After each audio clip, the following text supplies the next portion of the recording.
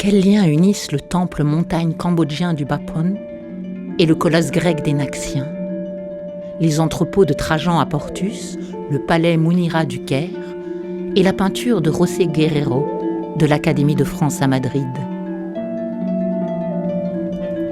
Une communauté de 2000 chercheurs accueillis chaque année en immersion, 120 sites et chantiers archéologiques dans une vingtaine de pays, près de 800 000 ouvrages dans 5 bibliothèques, des laboratoires à la pointe de la technologie et des découvertes incessantes qui ont marqué à jamais l'archéologie, l'histoire et le monde de l'art.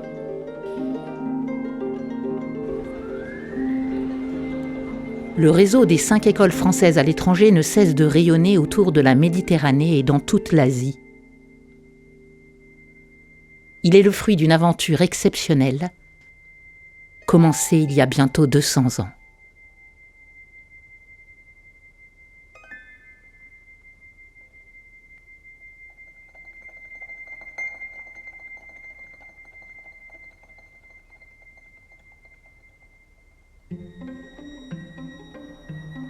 D'Athènes à Rome, de Rome au Caire, cette aventure se poursuit aussi dans tout le monde asiatique, de l'Inde au Japon. L'école française d'Extrême-Orient est la seule des 5 écoles françaises à l'étranger à être implantée hors de la Méditerranée.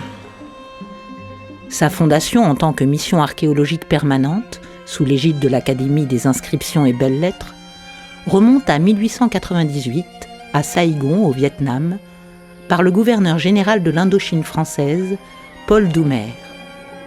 Cette mission visait à encourager le séjour des chercheurs sur le terrain asiatique, mais aussi à prendre en charge l'inventaire et la préservation du patrimoine monumental de l'Indochine, qui couvrait les pays actuels du Vietnam, du Cambodge et du Laos. En 1900, l'institution prend le nom d'École française d'Extrême-Orient. Son siège est transféré à Hanoï en 1902. Pendant 50 ans, l'EFEO est animé principalement par les sanskritistes Louis Finot et Georges Cédès, qui s'attachent à l'étude des inscriptions de l'Indochine, produisant des corpus incontournables pour l'étude de l'histoire de la région. Cette première période de l'EFEO est marquée par les découvertes majeures de Paul Pelliot pour l'étude du bouddhisme à Dunhuang, en Chine, mais aussi par les travaux linguistiques et historiques sur la Chine et le Vietnam d'Henri Maspero, le fils du fondateur de l'IFAO au Caire. Le recrutement d'anthropologues de métier jalonne aussi cette période, comme Paul Lévy, qui consacre d'importants travaux aux institutions locales, aux fêtes villageoises, au culte des génies tutélaires, ainsi qu'aux langues et aux dialectes. La première grande entreprise archéologique, menée par Henri Parmentier de 1901 à 1908, est le dégagement et le relevé des monuments de l'ancien royaume du Champa, au centre du Vietnam, notamment à My Son, un site qui sera inscrit sur la liste du patrimoine mondial de l'UNESCO en 1999.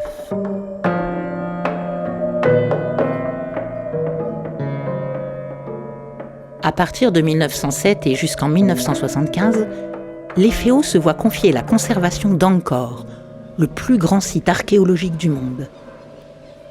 Sous la direction des architectes de l'école, sont entrepris les relevés architecturaux et photographiques de l'ancienne capitale royale khmère et la mise en œuvre d'une politique de préservation des sites qui se poursuivra tout au long du XXe siècle.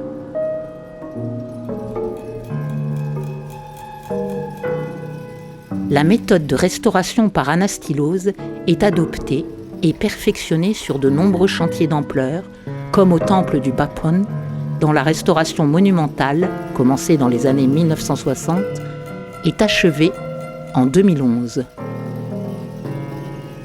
Au fil des ans, ce sont plus de 2000 sites mis au jour par l'EFEO en Asie et plus de 1200 monuments classés au titre des monuments historiques. Les documents produits au cours de ces travaux constituent aujourd'hui les archives de l'EFEO, documentation unique au monde, précieusement conservée à la bibliothèque du siège parisien de l'école. Des plans, des dessins, des relevés de chantiers de fouilles ou de restauration d'œuvres d'art, des journaux d'archéologues, d'anthropologues et de linguistes, ainsi qu'une collection de plusieurs centaines de milliers de photos. Porté par cette vaste ambition scientifique, l'EFEO crée aussi une douzaine de musées entre 1905 et 1942, de Hanoï à Phnom Penh, en passant par Da Nang, Saigon et Vientiane, devenus par la suite les grands musées nationaux des pays de l'Asie du Sud-Est.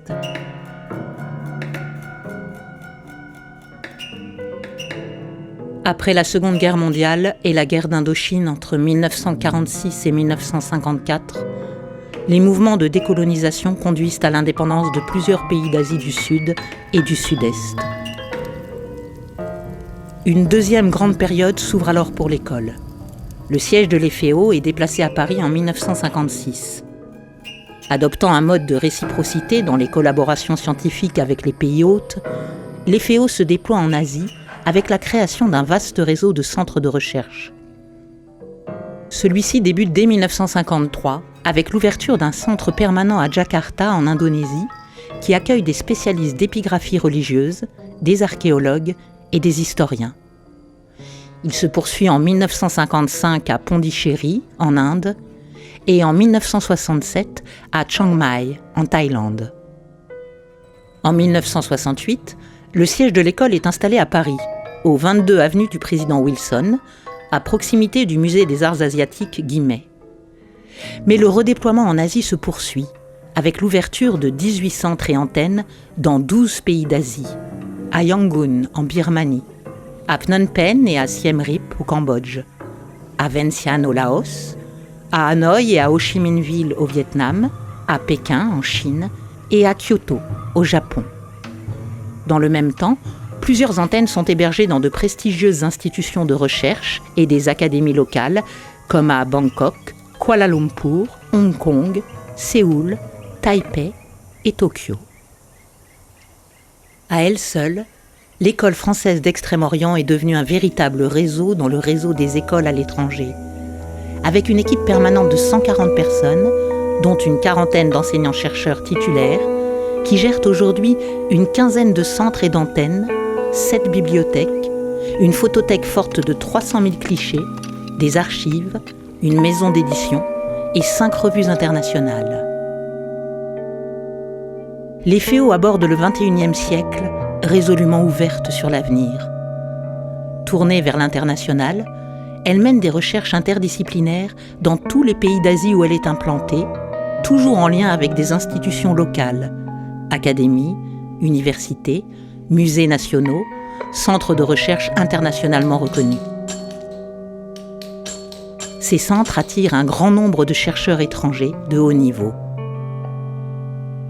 Les campagnes de prospection LIDAR que mène l'école à travers les forêts et les zones montagneuses du Cambodge et du Laos permettent la découverte de nouveaux sites archéologiques. À côté de ces prospections, les chercheurs de l'école poursuivent chaque année une douzaine de campagnes de fouilles archéologiques. Ils font appel aux avancées les plus récentes des nouvelles technologies pour l'analyse des matériaux et des techniques. La restauration des œuvres d'art, la constitution de corpus et leur analyse, l'élaboration de bases de données mises au service de l'histoire, de la philologie, des sciences religieuses et de l'anthropologie sont au cœur d'une pratique scientifique toujours attentive à la formation de jeunes chercheurs, qu'ils soient européens ou asiatiques.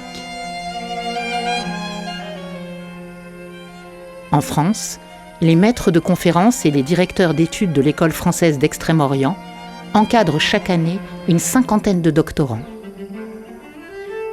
Depuis 2020, l'école, qui est partenaire de l'université PSL, a mis en place un master d'études asiatiques commun avec l'école pratique des hautes études et l'école des hautes études en sciences sociales, ses deux partenaires historiques.